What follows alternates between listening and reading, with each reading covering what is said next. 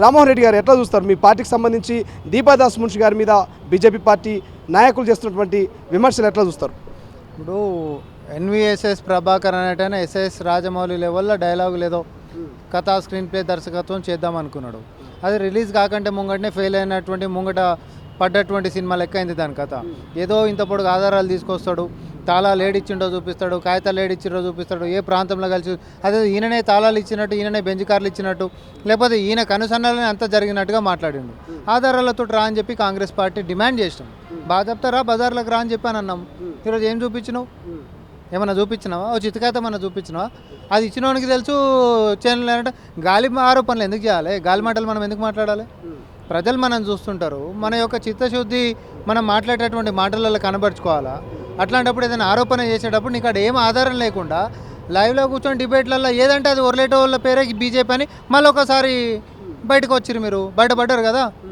ఏం ఆధారాలు ఉన్నాయంటే ఏం లేవు. అవతలోనే ఇచ్చినోడిని అడగాలంటే ఎవడు ఇచ్చినోడు జరగలేదనేది. రామ్మోహన్ రెడ్డి గారు నిప్పు లేనిదే పొగ కూడా రాదు. ఒకవేళ ఏ ఆధారం లేకపోతే, ఏ ఆరోపణ, ఏ అవినీతి లేకపోతే ఆయన ఎందుకు మాట్లాడతాడు? ఎన్విఎస్ఎస్ ప్రభాకర్ గారి దగ్గర నిప్పు కాదు కదా, అగ్గి పుల్ల కూడా లేదు. అది నేను నిప్పు అంటే పొగ, కానీ అసలు నిప్పే లేనటువంటి కాడ ఉత్త పొగ పెట్టినటువంటి ఎన్విఎస్ఎస్ ప్రభాకర్ గురించి ఇంకెక్కువ మనం ఏం మాట్లాడతాం? ఆయన మీడియా అటెన్షన్ డ్రా చేసుకుందాం అనుకున్నాడు. ఏదో ఏంది అని అంటే అధికార పార్టీలో ఉంటున్నటువంటి రాష్ట్ర వ్యవహారాల ఇన్ఛార్జ్ గారి పైన ఆరోపణలు చేస్తే, తీవ్రమైనటువంటి ఆరోపణలు చేస్తే అందరూ నన్ను చూపించుకుంటారని అనుకున్నాడు. కానీ అదే ఆధారాలతో చూపించుంటే మీ పార్టీ చిత్తశుద్ధి బయటకు వచ్చేది. కానీ ఎప్పటిలేకనే గాలి మాటలు మాట్లాడినటువంటి పార్టీ అది గాలి పార్టీ కాబట్టి అట్లనే మాట్లాడతారు. అబద్ధాలు తప్ప నిజాలు మాట్లాడినటువంటి చరిత్ర ఎప్పుడు లేదు అనేటటువంటి మళ్ళీ ఒకసారి స్పష్టం చేసిండు. పార్లమెంటు ఎన్నికలు సమీపిస్తూ ఉన్నాయి. ఈ వేళన అటు ఢిల్లీలో అధికారంలో ఉన్నటువంటి బీజేపీ, ఇటు గల్లీలో అధికారంలో ఉన్న కాంగ్రెస్ నేతల మధ్య ఈ మాటల యుద్ధం ఎట్లా చూడవచ్చు? ఒకటి, కాంగ్రెస్ పార్టీ గెలుపుని జీర్ణించుకోలేనటువంటి బీజేపీ ఫస్ట్ అసలు మేమే అధికారంలోకి వస్తాం అనుకున్నారు. తర్వాత తోడు దొంగలైనటువంటి వాళ్ళ మిత్రపక్షమైన బీఆర్ఎస్ తోటి కలిసి చీకటి ఒప్పందాలతోటి అసెంబ్లీ ఎన్నికలకు ముందుకు పోయి కాంగ్రెస్ పార్టీని మాత్రం ఓడగొట్టాల్సిందే అనేటటువంటి కంకణం కట్టుకున్నారు.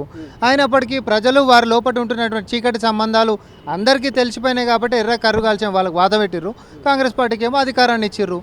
ఈరోజు కూడా ఇప్పుడు కడుపులో కత్తులు పెట్టుకొని మాట్లాడుతుంటే దానికి మనమేం చేస్తాం చెప్పురి? మీరు నిజంగానే బీఆర్ఎస్ మీద కొట్లాడుకుంటా, బీఆర్ఎస్ మీద చర్యలు తీసుకుంటా కవితని అరెస్ట్ చేసి మీరు ఇచ్చిన మాట మీదకే నిలబడి ఉంటే, లేకపోతే కాళేశ్వరం నిజంగానే అవినీతికి ఏటీఎం అయింది కాబట్టి వాళ్ళ మీద చర్యలు తీసుకొని ఉంటే మీ పార్టీని రాష్ట్రంలో ఎవరైనా దేకేటోళ్ళు. అట్లాంటిది లేదు కాబట్టి ఉత్త బట్టగాల్చి మీదేయాలి కాబట్టి దీపాదాస్ మున్షి గారు మా ఇన్ఛార్జ్ గారి మీద ఏదో ఆరోపణలు చేసేటటువంటి ప్రయత్నాలు మీరు చేస్తూ ఉన్నారు. ఒక మహిళ ఈరోజు వచ్చి ఇక్కడ కాంగ్రెస్ పార్టీ అధికారంలోకి రానికే క్రియాశీలకమైనటువంటి పాత్ర పోషించింది. ఇది తట్టుకోలేక మీ పార్టీలో, మీ పార్టీ సిద్ధాంతంలో మహిళలు అనంటే సెకండ్ సిటిజన్ కిందకి చూస్తారు. అదే పార్లమెంట్ ఓపెనింగ్ అయినా లేకపోతే అయోధ్య రామ మందిరానికైనా రాష్ట్రపతి అయినటువంటి ఒక మహిళను ఎందుకు పిలవలేదండి? నేను అడుగుతున్నా, చెప్పాలి. కనీస గౌరవం మీ వీళ్ళ మాట్లాడేది. ఒక మహిళ సాధిస్తుంది అనంటే జీర్ణించుకోలేనటువంటి వీళ్ళు, వీరి యొక్క మానసికమైనటువంటి అదొక రుగ్మత అంట నేను.